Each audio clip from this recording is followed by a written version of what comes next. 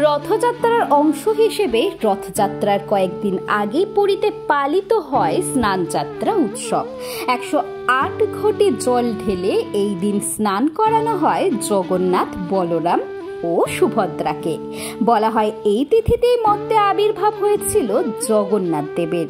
শাস্ত্র অনুসারে জ্যৈষ্ঠ মাসের পূর্ণিমা তিথিতে স্বয়ম্ভু মনু যজ্ঞের প্রভাবে জগন্নাথ আবির্ভূত হয়েছিলেন। তাই এই তিথিকে জগন্নাথ দেবের জন্মদিন হিসেবে পালন করার নির্দেশ দেন স্বয়ং মনুই।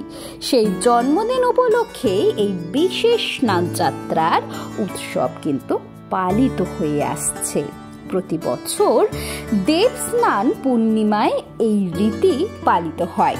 মহাস্নানের আগে অবধি রত্নবেদিতেই থাকেন জগন্নাথ। প্রথমে জগন্নাথ, তারপর বলরাম, শেষে সুভদ্রাকে পুষ্পাঞ্জলি দেন মন্দিরের সেবায়েতরা। তারপর তাদের নিয়ে যাওয়া হয় স্নান বেদিতে।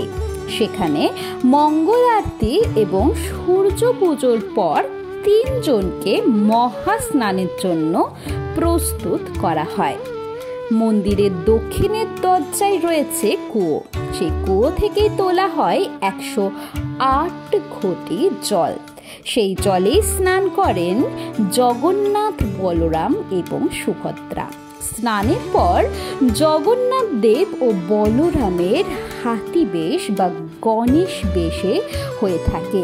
স্বয়ং জগন্নাথ দেব মহারাজা ইন্দ্রদ্যুম্নকে নির্দেশ দিয়েছিলেন মহাস্নানের পর তার অঙ্গরা বাঘবাহিনী রূপ যেন কেউ না দেখেন।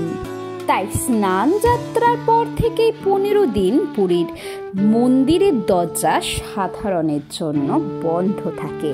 কথিত আছে সমস্ত দেবদেবীরা যাতে জগন্নাথের এই স্নান যাত্রা ভালোভাবে দেখতে পান, সেই জন্যই নাকি মহারাজা ইন্দ্রদ্যুম্ন স্নান যাত্রার কালে স্নান বেদির চারিদিকে রত্ন শোভিত চাঁদোয়া ও আবরণ বস্ত্র দিয়ে আচ্ছাদিত করে দিতেন। পরবর্তীকালে স্নান বেদি জীর্ণ হয়ে পড়লে তা নতুন করে নির্মাণ করেন শ্রী অনঙ্গ ভীম দেব। সুন্দর পট্ট বস্ত্র দিয়ে ঢেকে জগন্নাথ দেব সহ বলরাম ও সুভদ্রাকে নিয়ে আসা হয় স্নান মঞ্চে। স্নান মঞ্চ নিয়ে আসার সময় চামর ও তাল পাতা দিয়ে 3 দেবতাকে বাতাস করা হয়।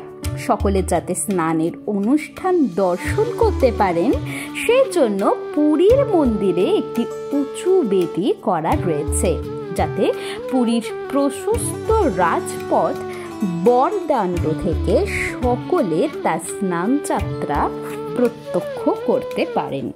অবশেষে মহাসমারোহে ভোরবেলা ব্রহ্মার সঙ্গে জগন্নাথ, বলরাম ও সুভদ্রার স্নান সম্পূর্ণ করা হয়। কথিত আছে এই সময় স্নানের পর জগন্নাথ দেবের জ্বর হয়। জ্বর সারতে দৈতাপাতীরা ওষুধপথ্য অর্থাৎ মিষ্টি রসের পানা, বিশেষ পাচন ও নানা ধরনের মিষ্টান্ন ভোগ দেন। এই সময় মন্দিরে জগমোহনের পাশে নিরোধন গৃহে অবস্থান করেন জগন্নাথ দেব। এরপর যখন নবমূর্তিতে জগন্নাথ দেব নানা বেশভূষায় সুসজ্জিত হয়ে দর্শন দেন, তখন সেই উৎসবকে বলা হয় নেত্র উৎসব বা নবযৌবন উৎসব। এই বছর আগামী শনিবার 22 জুন 2024 পালিত হবে জগন্নাথ, বলরাম এবং সুভদ্রার স্নান যাত্রা। স্নান পূর্ণিমাকে পূর্ণিমা তিথি পড়বে 21 জুন সকাল 7:32 এবং পূর্ণিমা তিথির অবসান হবে 22 জুন সকাল 6:22। উদয়া তিথি হিসেবে স্নান যাত্রা পালিত হবে 22 জুন।